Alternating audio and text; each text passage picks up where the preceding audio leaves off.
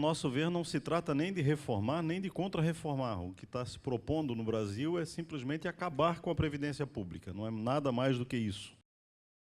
La seguridad social es un derecho humano y es de responsabilidad del Estado garantizar que la vejez, como otras contingencias sociales, no impacten negativamente la dignidad y calidad de la vida de las personas. De eso se trata la seguridad social. De eso se debe discutir hoy en Brasil. No solo de cuánto vamos a recibir cuando nos aposentemos, porque tiene que ver con la vejez, tiene que ver con el desempleo, tiene que ver con las enfermedades de los trabajadores, tiene que ver con la invalidez a través de los accidentes del trabajo, la maternidad y además cuando se pierde el sostén de la familia, cuando el trabajador o el operario fallece, muere, ¿qué pasa con su familia? Todo eso debiera ser preocupación del Estado a través de la seguridad social. Nossa Seguridade Social é previdência, assistência e saúde. Essas três políticas têm que ser integradas no governo federal. E para financiar essas três políticas, a Constituição estabeleceu, e isso vale até hoje, um financiamento tripartite. Ou seja, a Seguridade Social não é financiada, como eles dizem normalmente, por trabalhadores e empregadores. A Seguridade Social é financiada por um tripé. E o Estado tem a obrigação de colocar recursos na Seguridade Social para financiar as políticas de saúde, previdência e assistência. Ahí está el financiamiento del sistema de pensiones en Chile, ahí claramente en el título queda establecido que uno es para las fuerzas de orden y seguridad y el otro para el sistema civil de pensiones. Uno lo financia el Estado, que es el de las Fuerzas Armadas, y el otro lo financiamos los trabajadores y es lo que dice allí. Aqui, portanto, não tem nenhum aporte do orçamento fiscal, não tem nenhum dinheiro que o Estado tenha colocado, como deveria colocar, entre 2005 e 2015. Ainda assim, em todos os anos, a Seguridade Social teve um orçamento superavitário. Sobrou 672 bilhões de reais. O Fernando Henrique criou, então, a DRU, a desvinculação das receitas da União, que era exatamente isso, pegar uma parte do orçamento da Seguridade Social, superavitário, e utilizar em outra área.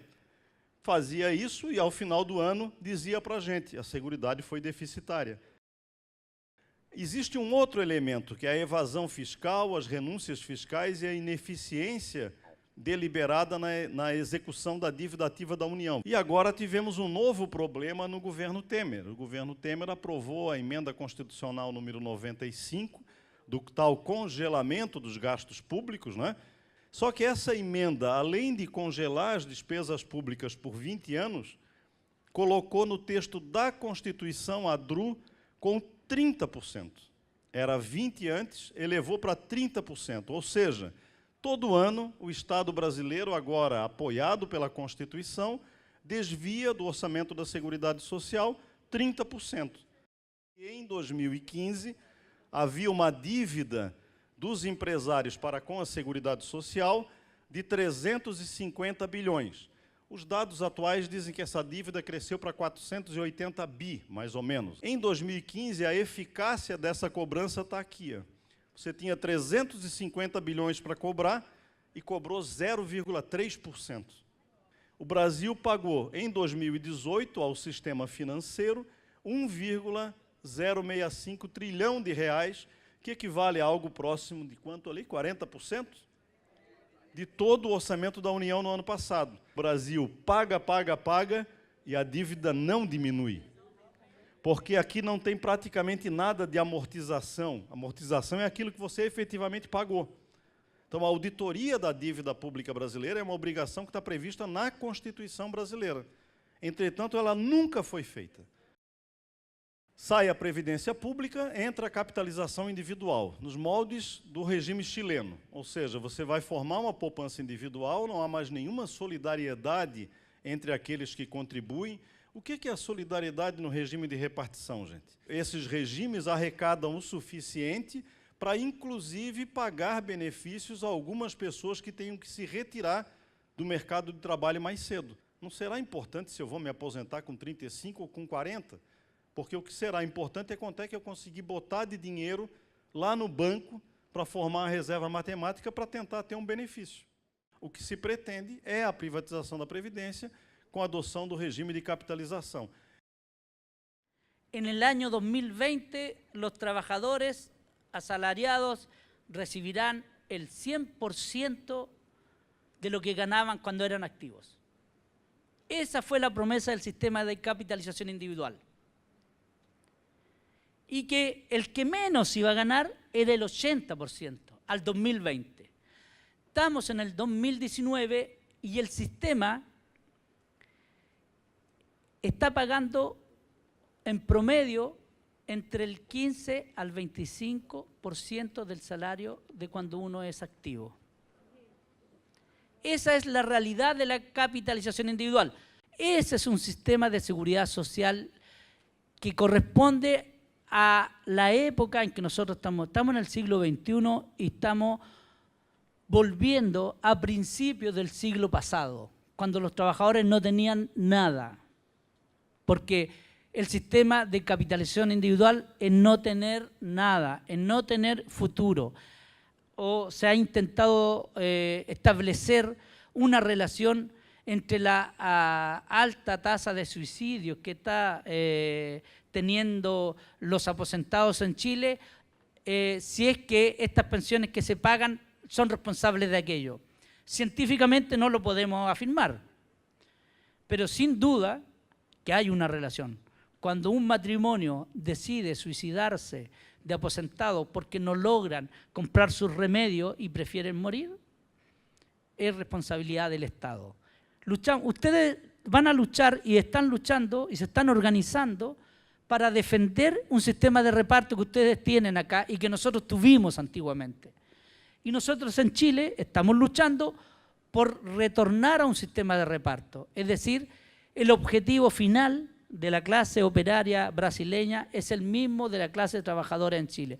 Un sistema de reparto que nos entrega un sistema de seguridad social que está señalado por la OIT en el mundo entero. Contribuição patronal será facultativa. Aí eles dizem, não, mas cada empregador vai poder decidir se vai contribuir ou não. Vocês acreditam que, sendo facultativa, algum empregador no Brasil vai contribuir para a formação dessa poupança individual de vocês? E aqui lembra que nós estamos falando de setor privado e setor público. A partir de 1980, con el Decreto Ley 3500, se forman las administradoras de fondos previsionales, las AFP, y a la cual se adscriben supuestamente, voluntariamente, todo el resto de los trabajadores. ¿Por qué digo voluntaria? Porque la ley decía que era voluntaria, pero como sabemos en el mundo del trabajo, cuando al empleador le interesa no seguir pagando cotizaciones, porque en el sistema antiguo tenía que pagar, obligaba a los trabajadores, les traía el formulario, mira, voluntariamente firma aquí porque si no te vas despedido.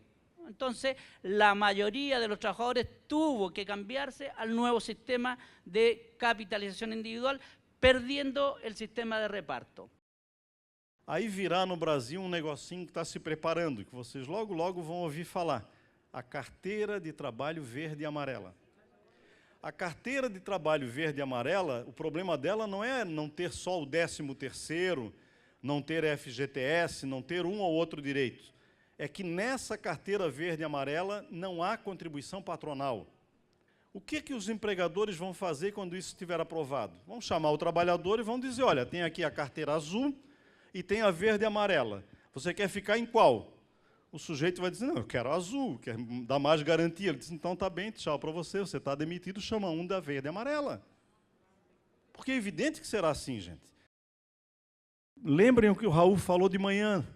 As mulheres têm menos tempo de contribuição no Chile, por quê? Porque têm filhos, geralmente, né?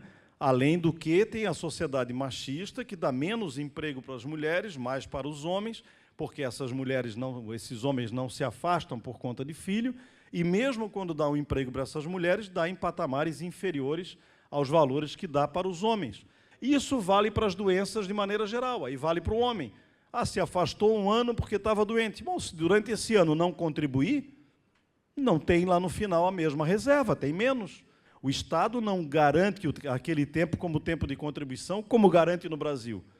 Né? Então, tudo isso deve servir para que vocês pensem, né, raciocinem e se mobilizem e tal, para a gente conseguir, ao final, derrotar isso, porque é um modelo absolutamente insustentável do ponto de vista social.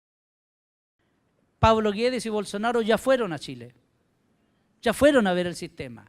Y aunque saben que es un fracaso, lo quieren imponer, porque para la economía del país es un negocio muy rentable. Porque imagínense, en Chile, todas las empresas reciben nuestros fondos. Nuestros fondos provisionales están invertidos en las empresas. Y por lo tanto, el equivalente al 96% se ingresa a la economía del país. ¿En favor de quién? De 7 familias que son las dueñas de todo Chile. Y los trabajadores recibimos pensiones de hambre. Esa es la lucha que nosotros estamos dando.